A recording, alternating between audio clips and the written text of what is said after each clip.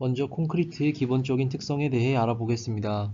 구조물이 그림과 같이 하중을 받게 되면 콘크리트의 특성에 의해 압축에는 강하고 인장에는 약한 모습을 보이게 됩니다. 그렇기에 인장에 약한 콘크리트의 단점을 보완하고자 우리는 콘크리트 인장 측 단면에 철근을 넣어서 설계합니다. 이렇게 해서 쓰이게 된 결합재료가 철근 콘크리트입니다. 이러한 이유로 철근 콘크리트는 신이 내려준 결합재료라 불리고 있습니다. 그러나 이렇게 완벽한 철근 콘크리트 구조물도 설계할 때에는 여러 조건을 고려해야 합니다. 그중 파괴 종류에 대해 알아보겠습니다. 시성 파괴란 콘크리트부터 유리처럼 깨지듯이 급작스러운 파괴를 말하고, 연성 파괴란 인장 철근부터 충분한 변형을 보여주다가 파괴하는 것을 말합니다. 경북대학교 대학생 100명을 대상으로 설문조사를 실시하였습니다.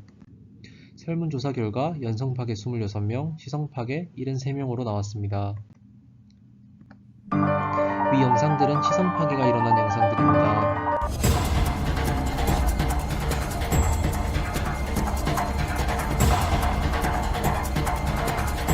보통의 인식과 다르게 철근이 먼저 무너지면 위험하다고 생각하지만 콘크리트가 먼저 무너지면 훨씬 위험하다는 것을 알 수 있습니다.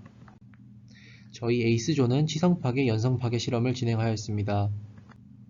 치성파괴 실험 재료는 우드락과 긴 금속 막대, 연성파괴 실험 재료는 우드락과 긴 나무 막대를 사용하였습니다. 보에 가해지는 하중을 물 1리터통을 이용해 하중을 지속적으로 가해 주었습니다. 치성파괴 실험 영상입니다.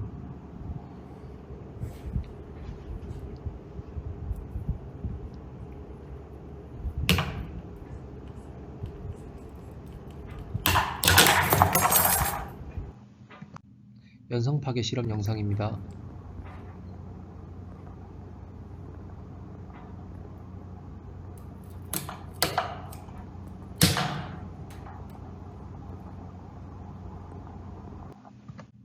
실험 결과는 다음과 같습니다.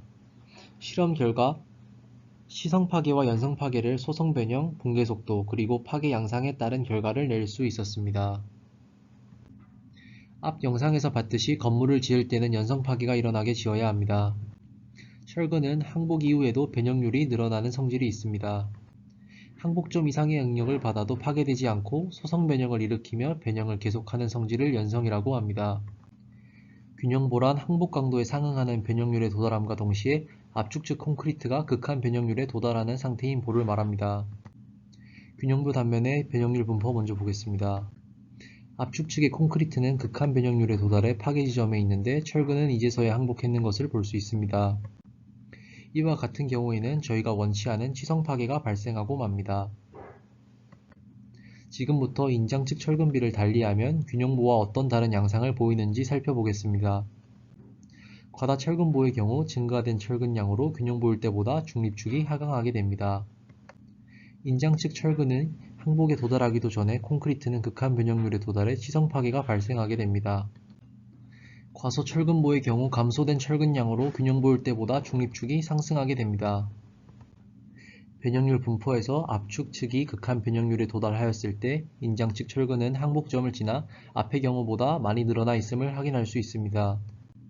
이 경우에는 인장 철근의 연성 파괴가 먼저 발생합니다. 하지만 인장 측 철근량이 너무 적어도 치성 파괴가 발생할 수 있습니다. 연성 파괴를 위해서 과다 철근보도 과소 철근보만큼도 아닌 그럼 얼마나 철근을 배근해야 할까요? 다음은 최대 철근비의 공식입니다.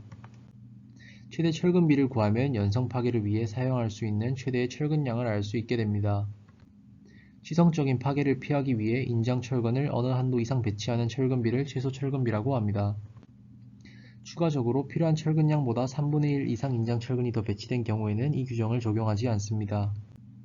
지금까지 철근 콘크리트 구조물을 설계할 시 지켜야 할 설계 조건들 중 시성 파괴와 연성 파괴에 대해 알아보았습니다. 토목 및 건축 기술은 현재 그리고 미래에도 정말 필수적인 공학 기술이라 생각합니다. 구조물들을 지을 때 여러 조건들을 잘 고려하고 설계해야 합니다.